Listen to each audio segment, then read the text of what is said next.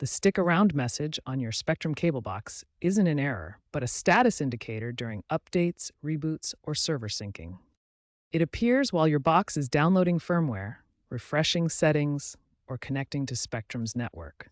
This process is essential for bug fixes, feature additions like improved streaming, and enhanced security.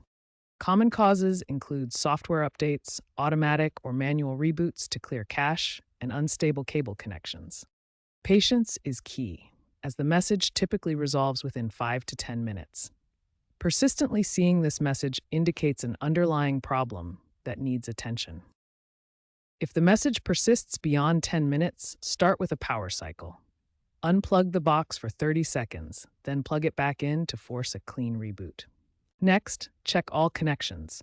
Ensure coaxial and power cables are securely connected.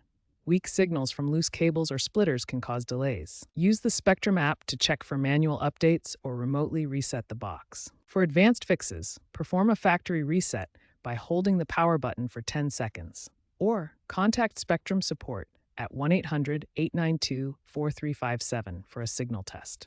Remember to wait patiently and avoid interrupting to prevent issues.